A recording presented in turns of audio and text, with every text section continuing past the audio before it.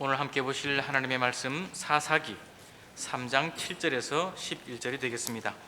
구약성경 363면 사사기 3장 7절로 11절까지의 말씀을 봉독해 드립니다. 이스라엘 자손이 여호와의 목전에 악을 행하여 자기들이 하나님 여호와를 잊어버리고 바알들과 아세라들을 섬긴지라.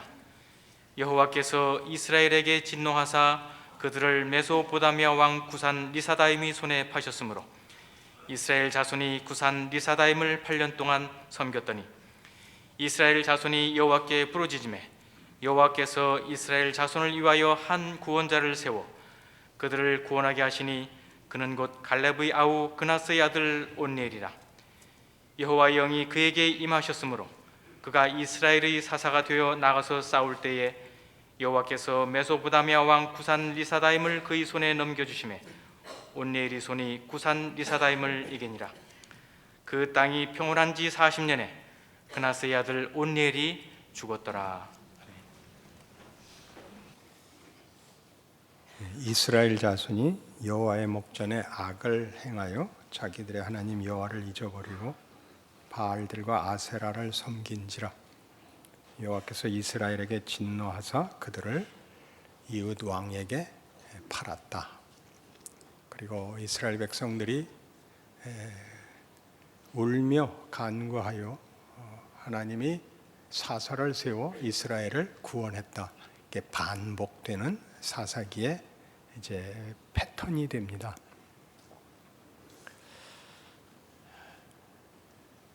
그 반복은 우리가 쉽게 이스라엘의 실패를 지적하는 것으로 이해되지만 성경이 가지는 주 목적은 그 반복되는 배신을 반복적으로 수용하시는 하나님을 그리고 있습니다. 사사기를 읽으면서 이렇게 못난 놈들이 있는가라고 분노하시는 것만큼 하나님은 도대체 어떤 분인가라고 경이로움을 가져야 되는 것이 사사기입니다. 여러분이 사사기를 읽으면서 분노 쪽에 더 많이 가 계시면 여러분은 기독교를 잘 모르는 것입니다. 우리는 일단 이 사사기의 정황을 알 필요가 있습니다. 이스라엘은 야곱의 아들들로 이제 그 나라가 시작하는 셈이 됩니다. 12지파를 이루고 애굽에서 400년간 살며 또 노예 노릇을 하며 큽니다. 출애굽 때에 이스라엘 백성은 300만 명쯤 되지 않았을까 그렇게 추측을 하는데 그 근거는 당시에 전투에 임할 수 있는 남자들이 60만 명이었습니다. 그러면 나머지 가족들, 전쟁에 나가지 못할 나이든 또는 어린 그리고 여자들 해서 곱하기 5를 하면 300만이 되는 것입니다. 굉장히 큰 나라입니다. 오죽하면 바로가 저들의 숫자가 겁이 나서 아들을 낳으면 죽이라고 했겠습니까? 거기서 하나님이 이스라엘 백성을 큰 능력으로 꺼내시죠. 바로를 깹니다. 10가지 재앙과 홍해를 가르고 광야로 데리고 나와 율법을 줍니다. 그 과정에 많은 기적이 더 첨가되죠. 반석에서 물을 먹고 만나를 메추라기를 먹습니다. 구름 기둥과 불 기둥의 인도를 받습니다. 그러나 불순종해서 이미 그 출애굽의 기적을 보았음에도 불구하고 광야에서 40년 방랑으로 그 세대가 다 소멸됩니다. 그리고 가나안 입국을 하죠. 그러니까 가나안에 들어온 사람들은 그 출애굽 사건 때에 20살 미만인 사람들입니다. 그들까지 다 죽은 다음에, 그러니까 사사기 세대는 태어나서부터 본 게 가나안이 전부인 사람들입니다. 이야기를 돌려서 우리의 시대를 보시죠. 우리가 우리 자식의 세대를 보니까 우리랑 너무 달라서 이해가 안 갑니다. 우리는 6.25 세대라고 할 수 있습니다. 겁나는 전쟁이었고 배고프다는 것이 무엇인지 잘 알고 큰 세대입니다. 공부가 영광이고 명예였던 시대였죠. 우린 그것밖에 가지고 있는 것이 없었습니다. 굶지 않기 위해서 열심히 공부하고 놀지 못합니다. 놀면 무슨 벌을 받는 생각이 듭니다. 일이 없는 것이. 그래서 우리는 여러분 다 속해 있을 것입니다. 우리 자식들은 6.25 얘기만 하면 펄쩍 뜁니다. 그리고 인생에 대해서 괴로워하기는 우리와 똑같이 두려워합니다. 우리 부모 세대가 보자면 아주 중요한 조건들이 이미 만족된, 체격들도 좋고 잘 먹고 그리고 프로야구도 융성하고, 그런데 도대체 무슨 걱정이 있을까 싶은데 노예 시대를 살고 방랑의 시대를 살았을 때 가졌던 두려움과 불안과 위기와 절망이 지금 훨씬 더 나아진 조건 속에 고스란히 반복되고 있다는 걸 봅니다. 이걸 잊지 마십시오. 사사기를 보면 놀라는 것이 저들이 자유를 가지게 되어 바로 밑에 있을 때보다, 광야 생활보다 분명히 더 많은 선택을 가졌는데 그 많은 선택, 그들이 할 수 있는 많은 선택 속에 정답이 없더라는 얘기를 하는 것이 사사기입니다. 그 자유가 다만 선택인데 그 선택은 언제나 이해의 폭에 갇혀 있습니다. 어떤 이해의 폭에 갇혀 있느냐 하면 인간은 생명이나 진리나 행복이나 정의를 만들어낼 실력은 없고 소원은 한다는 그 중요한 차이를 구별 못하는 선택 속에 있습니다. 그래서 이스라엘 백성은 자기네들의 어려움이 외적 안전장치가 없는 탓이다라고 궁색한 변명을 합니다. 왕이 없어서 그랬다. 왕이 없어서 그랬다. 그래서 하나님은 나중에 그 왕까지 줍니다. 이스라엘의 선택은 늘 틀리는데 하나님은 그 선택을 존중하십니다. 거기에 사사기에 어떤 중요한 본문이 있죠. 왕을 달래서 왕까지 주는데 왕정도 실패합니다. 우리는 신약 시대를 살아서 이스라엘의 역사를 알고 있습니다.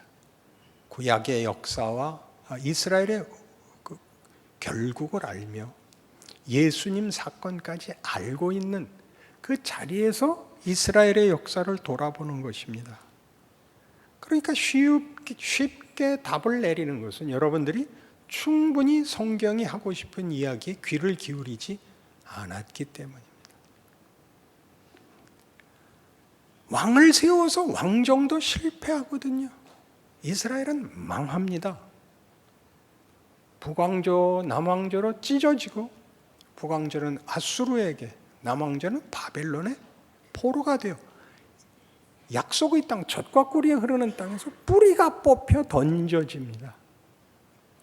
그 역사를 담담히 쓰고 있는 이유, 가치를 모르고 쉬운 답을 자꾸 내리죠.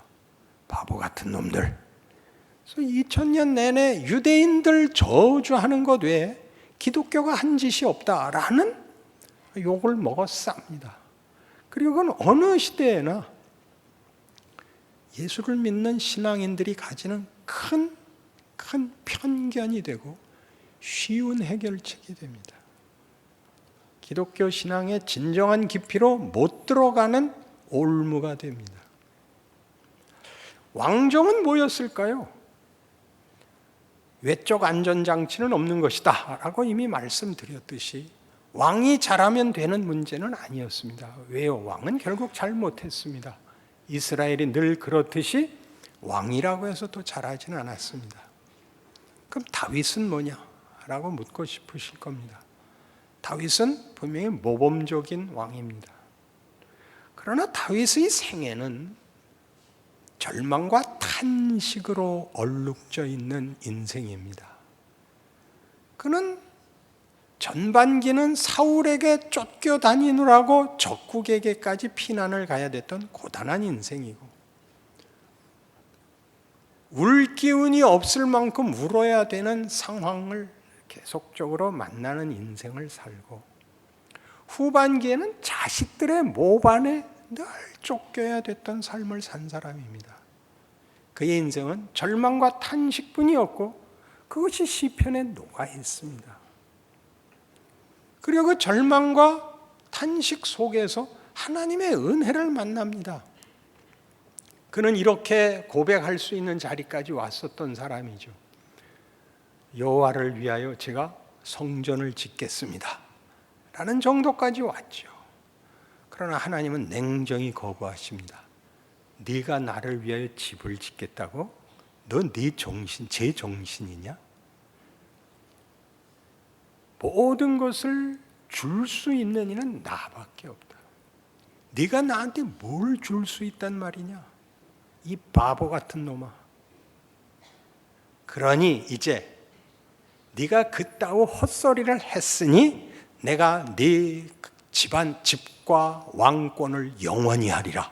이렇게 됩니다. 이 불연속을 꼭 기억하십시오. 너는 베드로라, 내가 이 반석 위에 내 교회를 세우노니 음부의 권세가 이기지 못하리라. 그리고 이어서 사탄아 물러가라, 너는 나를 넘어지게 하는 자로다. 이렇게 연결되는 불연속을 기억하십시오. 우리는 이걸 연속성으로 억지로 이어서 합리화합니다. 윤리적으로 합리화하든지 신앙적으로 합리화해서 기독교의 진정한 가치를 우리는 늘 겉돕니다. 선지서들을 보면 이스라엘 말기에 이제 망할 때가 되어 극심한 신앙적인 배도와 악행들이 사회적으로 만연했을 때 선지자들이 일어나 이러면 안 된다. 하나님의 심판을 너희는 그러면 각오해야 된다. 라는 경고와 일종의 비명을 듣습니다. 그것은 그러니까 정의 사회를 구현해라. 하나님의 뜻을 그렇게 말해서 이스라엘이 돌아올 수 있는 이야기를 하고 있지 않습니다. 그 말을 듣는 사람은 없습니다. 그 사역을 맡은 선지자들의 지위와 역할은 하나님이 만들려는 것은 정의와 평화가 있는 그런 나라다. 그것은 분명합니다. 너희들이 만든 건 그것과 거리가 멀다. 그러나 이 약속은 폐기되지 않는다. 그런 말입니다. 알아들으셨을까요? 너희가 만든 나라는 실패한 나라다. 내가 만들려는 나라는 정의와 평화의 나라다. 그리고 그것은 실패할 수 없다. 그것이 선지자들의 사역이고 고함입니다. 우리는 그 고함을 질러서 자기 역할이 책임이 다 됐다고 생각하거나 그 말을 듣고 회개하라고 덤벼듭니다. 아닙니다. 실패를 기정사실로 놓고 그 고함이 가지는 뜻을 우리에게 가르치려고 드는 것입니다. 인간의 실패와 인간이 가진 자유가 무엇을 만들 실력이 있는 것이 아니라는 걸 가르칩니다. 그럼 무엇으로 채웁니까? 하나님의 성실함으로 채운다라고 둘의 부조화를, 불연속을 계속 구별짓고 계십니다. 그 절정이 예수에게서 나옵니다. 예수님은 메시아로 오십니다. 그러면 그 때가 어느 때인가 보십시오. 신약의 시작 아닙니까? 이스라엘의 사사기의 실패, 열왕기의 실패, 바벨론 포로, 그리고 회복 후에 메시아가 나타나면 이 앞에 있었던 이런 실패들을 다 극복하고 회복시킬 능력을 가지고 나타나셔야 되는 거 아닙니까? 그러나 이스라엘은 다시 한번 실패합니다. 결정적으로 실패하죠. 그 메시아를 죽입니다. 그 예수는 기꺼이 죽습니다. 마지막 소망을 죽여버린 그 자리에서 승리라는 반전이 나옵니다. 그런 역설은 있을 수 없습니다. 분명히 해야죠. 이 결과는 인류가 만든 것이 아니다. 협조하지 않았다. 이해하지 않았다.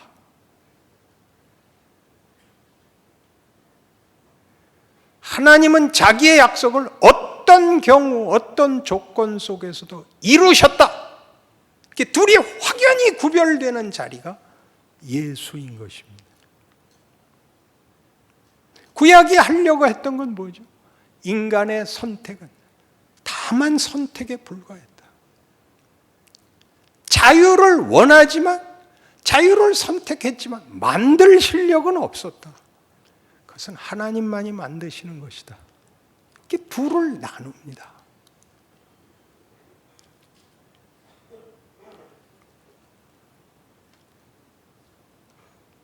우리가 사는 삶의 현장, 시대적, 환경적 배경을 보시면 우리는 어떤 이미 정황 속에 던져집니다. 어떤 민족적, 시대적, 역사적, 정치적, 사회적, 문화적 배경 속에 우리가 들어와 있죠. 그리고 우리 자신은 우리 자신대로 어떤 혈통, 기질, 유전자 같은 것들에 의한 어떤 조건 속에 어떤 성격을 가진 특정한 개인이 됩니다. 그러나 모든 인류가 가진 가장 큰 약점은 그것 모두를 합쳐야 그게 컨텍스트에 불과하다는 사실입니다. 텍스트를 만들지 못합니다. 컨텍스트에 불과하다는 것은 인류는 모두가 이것 하나밖에 가진 게 없습니다. 감각과 선택입니다. 감각과 선택.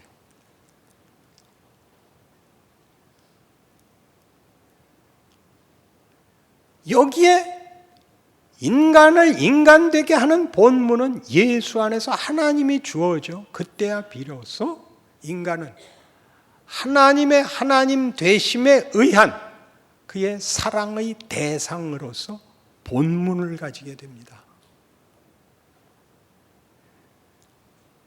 요한복음 8장에 의하면 예수님이 바리새인들과의 논쟁 속에서 이 말을 합니다. 너희는 죄인이다. 우리가 왜 죄인입니까? 너희는 죄인의 자식들이다. 우리는 아브라함의 자손입니다. 죄를 범하는 자는 죄의 종이다. 아들이 자유를 주지 않으면 아무도 자유로울 수 없다. 요한복음 8장입니다. 여러분 잘 아시는 진리를 알지니 진리가 너희를 자유케 하리라의 진리는 지식이 아닙니다. 진리는 예수 자신입니다. 내가 곧 길이요 진리요 생명입니다. 그건 하나님만이 하시는 창조의 능력입니다. 진정한 자유는 진리와 생명을 만드시는 이에게 접속되는 것입니다. 연합되는 것입니다. 그러니까 선택이 하나님을 선택하는 것이 진정한 자유입니다. 그것은 우리가 선택하여 되는 것이 아니라 왜냐하면 우리의 이해 속에는 하나님이 없습니다. 우리에게는 추상명사만 있습니다. 하나님이 없습니다. 하나님이 그의 성실하심으로 우리를 그의 자녀로 붙드셨기 때문에 비로소 하나님을 알게 됩니다. 그리하여 순종하는 행위, 믿음, 그것이 자유인 것입니다. 믿음은, 사랑은 자유를 가지지 않은 자는 누릴 수 없습니다. 선택해서 누리는 것이 아니라 순종해서 누립니다. 그 순종이 영광이라는 걸 압니다. 다른 선택은 못난 짓이라는 걸 알게 됩니다. 이 둘을 묶는 성경에 중요한 선언이 있죠. 히브리서 5장입니다.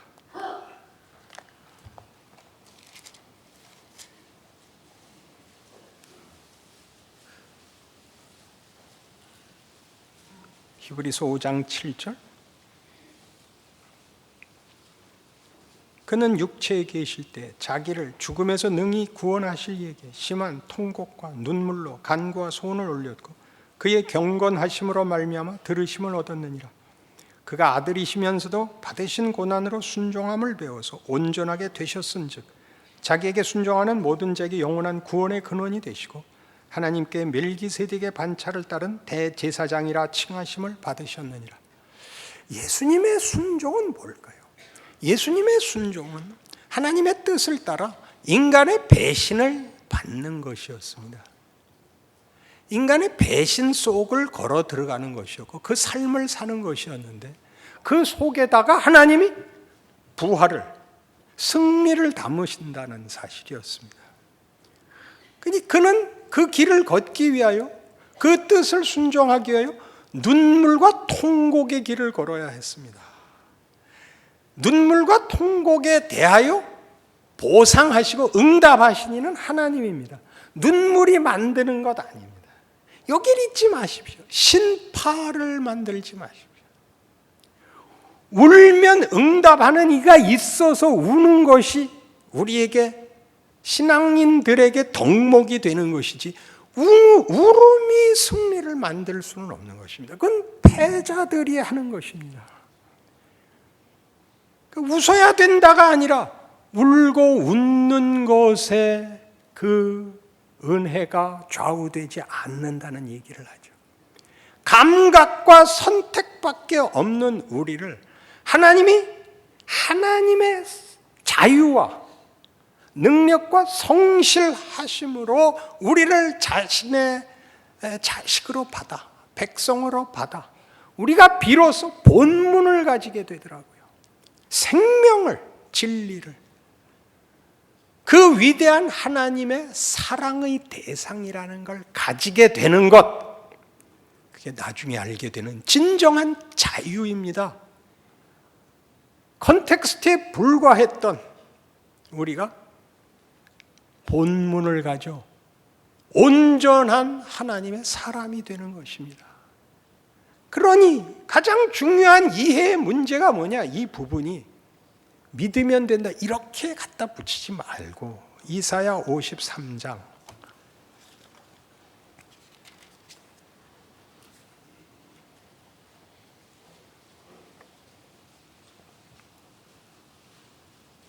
구약 성경 1033페이지 이사야 53장 6절입니다. 우리는 다 양 같아서 그릇 행하여 각기 제 길로 갔거늘 여호와께서는 우리 모두의 죄악을 그에게 담당시키셨도다. 그가 곤욕을 당하여 괴로울 때에도 그의 입을 열지 아니하였으며 마치 도수장으로 끌려가는 어린 양과 털 깎는 자 앞에서 잠잠한 양같이 그의 입을 열지 아니하였도다. 그의 무슨 진실하심과 그가 당하는 모든 일을 묵묵히 참으신 것까지 비장의 미로 덧칠을 하지 마시고 예수님의 메시아의 모습은 뭐냐? 우리로서 이해할 수 없는 길을 가는 겁니다.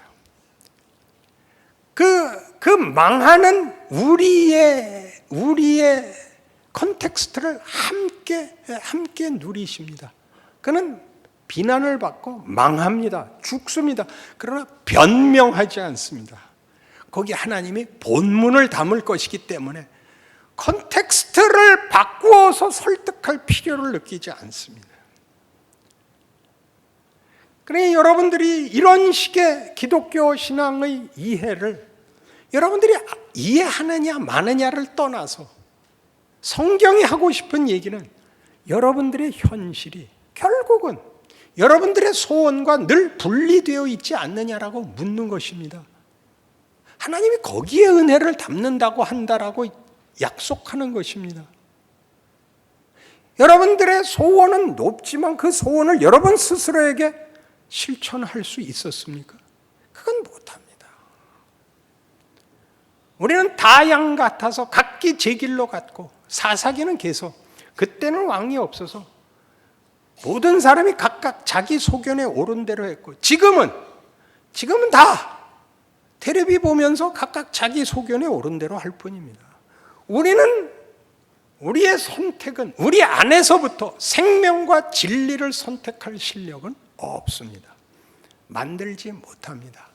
자유가 있으나 자유를 휘두를 뿐입니다. 그러나 하나님은 그 속에 끊임없이 네가 만들어내는 것과 내가 만들어내는 것 사이에 그 차이를, 그 괴리를 네 인생 속에서 확인하라 그러십니다. 왜요? 갈증이 가시지 않으니까. 안심을 하면 되는 게 아니고 진정한 내용을 채우기 전에는, 본문이 들어오기 전에는 아무리 컨텍스트를 바꾸고 치장을 해봤자 소용이 없다는 것을 뭘로 가르칩니까? 연륜으로 가르치죠. 나이가 들어보십시오. 늙으면 안 아픈 데가 없습니다. 그거는 그냥 넋두리가 아닙니다. 엄연한 도전 앞에 서야 됩니다. 인생이 뭐냐? 인간이 뭐냐라는 질문에 안 설 수가 없습니다. 무슨 약속이 진실하냐? 간디가 되고 링컨이 되고 그렇게 영웅담으로 기만하시면 안 됩니다. 인류 모두의 보편적인 모든 영혼에게 하나님이 무슨 일을 하고 계시는가를 알지 못하면 특별한 사람이 되어야만 답이 나오는 그런 잘난 척 외에 아무것도 아닙니다. 윤리로 덮지 말라는 거죠. 정직해야 되고 근면해야 되고 성실해야 되고 겸손해야 되고 이런 것으로 묶지 마시오. 그것은 늘 우리를 두렵게 할 뿐입니다. 거긴 인격이 없고 용서가 없습니다. 회복의 구원의 손길이 없습니다. 기독교의 위대함이 뭐냐고요? 여러분 모두가 이 현실적인 지적, 사사기, 예수가 죽은 그 사건 속에 여러분들이 범인으로 들어있는데, 여러분이 그 범인인데 거기에다 답을 주신다는 약속 속에 우리가 아멘을 하는 겁니다. 남다르게 되어서 답을 얻는 것이 아니라 아직도 반복적으로 실수를 해나갈 아직도 남은 인생 속에 하나님이 나를 놓지 않는다는 그 믿음이 우리를 살리는 것입니다. 그래서 어떻게 된다고요? 웃어야 됩니다. 자신을 용서하셔야 됩니다. 자신을 용서하십시오. 안심되지 않는 자기, 자랑스럽지 않은 자신을 용서하십시오. 괜찮다. 자신 내서 답이 나오지 않으면 아무에게도 웃을 수가 없습니다. 그러니까 뜻밖에도 기독교는 사랑, 은혜를 주장하는데 오면 낯짝이 시퍼래 갖고 모입니다. 겁이 나서 그러지 마세요.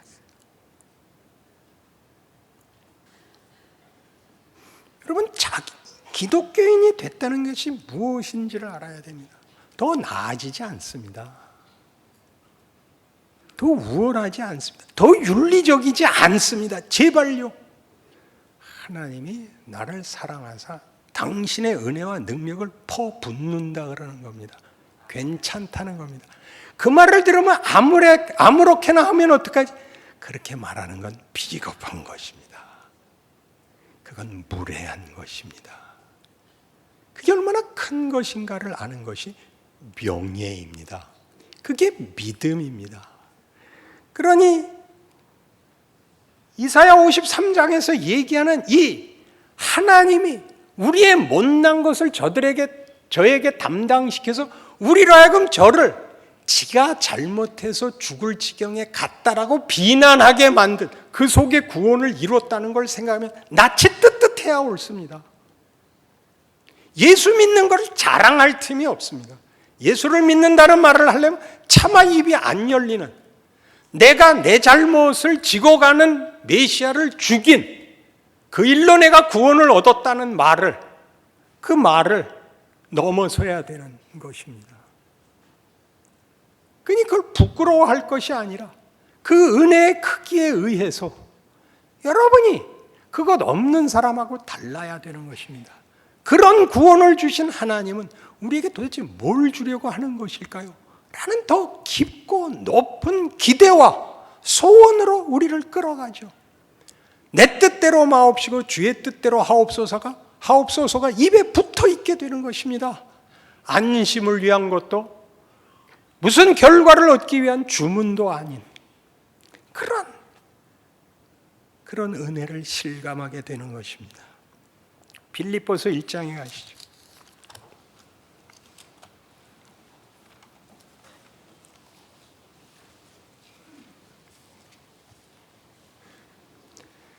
빌립보서 1장 20절, 나의 간절한 기대와 소망을 따라 아무 일에든지 부끄러워하지 아니하고 지금도 전과 같이 온전히 담대하여 살든지 죽든지 내 몸에서 그리스도가 존귀하게 되게 하려 하나니 이는 내게 사는 것이 그리스도니 죽는 것도 유익함이라. 아까도 언급한 것 같이 비장미 같은 것으로 칠해버리시면 안 됩니다. 바울은 이렇게 얘기합니다. 경우, 조건, 환경 이런 건 아무것도 아니다. 본문이 담겨야 된다. 그렇게 얘기하는 겁니다. 나를 살게 해서 본문을 담으실지 죽게 해서 본문을 담으실지 모른다. 그러니까 난 아무것도 상관이 없다. 이렇게 얘기합니다. 이 말이 여러분 이해가 안 되실 테니까 알아먹게 예를 들죠. 쇼생크 탈출. 레드는 영화 마지막 부분에서 그 전에도 그랬지만 가석방위원회의 소환을 받습니다. 형기 마치기 전에 이제 사회 내보내도 좋은가 확인하는 위원회에 출석하죠. 당신은 사회 복귀할 준비가 되었습니까? 레드가 말을 가로막습니다. 잠깐, 나보고 교화됐느냐고 묻는 거겠지? 지난 일을 반성하느냐고. 반성하고 있지. 지금도 생각하면 눈에 선하네. 17살짜리 소년이 무슨 철이 있었겠는가? 끔찍한 죄를 지었지. 내가 해줄 수 있는 건 아무것도 없지. 나보고 사회에 돌아가라고? 그까짓 것 아무 상관이 없다네. 나는 여기 있어도 되고 나가도 되고 둘이 구별이 없어졌네. 내 시간 뺏지 말고 썩 꺼지게. 기억나세요? 기억하셔야 돼요. 여러분 뭘 원하시는 거예요? 어떻게 매달려서 이 감옥을 벗어나는가 외에는 관심이 없잖아요. 그건 기독교가 아닙니다. 하나님이 당신을 어디다 넣었는지 그걸 수용하십시오. 거기서 본문을 담으십시오. 하나님이 누구신지, 기독교가 예수를 믿는다고 하는 말이 무엇인지, 혹시 여러분이 들어간 여러분 주변의 사람들의 경험만이 아닙니다. 여러분 자신이 그렇습니다. 우리는 늘 변덕스럽습니다. 우리는 원하지 않는 우리의 못난 것을 드러냅니다. 그것이 드러나거든 웃으세요. 너 예수 믿는다며? 응. 근데 왜 그랬어? 글쎄 말이야. 그 다음은 하나님이 하십니다. 걱정 마십시오. 우리만큼 모든 무기를 들고 있는 사람은 없습니다. 여러분의 방법으로 여러분 마음에 들게 그렇게 하실 필요 없습니다. 더 큰 약속이 우리에게 있습니다. 내가 살아도 되고 죽어도 된다. 그리스도께서 영광을 받으실 것이다. 아멘이 옳시다. 기도하십시다. 하나님 아버지 은혜를 감사합니다. 우리의 삶은 이제 하나님의 자녀라는 고귀한 신분과 이해와 행복과 믿음과 선택과 자유와 영광을 향하여 나가게 되었습니다. 우리의 현실이 하나님이 본문을 담으시는 하나님의 지혜와 능력의 길이요 은혜와 기적의 정황이라는 것을 기억하여 우리로 우리 삶을 살아내게 하시옵소서. 우리를 보는 사람들이 우리가 담고 있는 그리스도를 보게 하사 하나님, 우리가 어떻게 이 세상이 주지 못하는 것을 갖고 있는지 아는 그 은혜가 넘치게 하옵소서. 우리 스스로에게 명예가 되고 자랑이 되고 우리의 자랑이 우리 안에 녹아들어 하나님의 자녀된 기쁨이 얼굴에 드러나는 귀한 존재가 되어 이 세상과 우리 이웃들 앞에 하나님의 영광이 되게 하시옵소서. 지금은 우리 주 예수 그리스도의 은혜와 하나님 아버지의 극진하신 사랑과 성령님의 교통하심이 주의 자녀라는 영광을 기억하고 은혜와 자유 속에 자신의 삶을 살기로 약속하고 돌아가는 심령들 위해 영원토록 함께 있을지어다.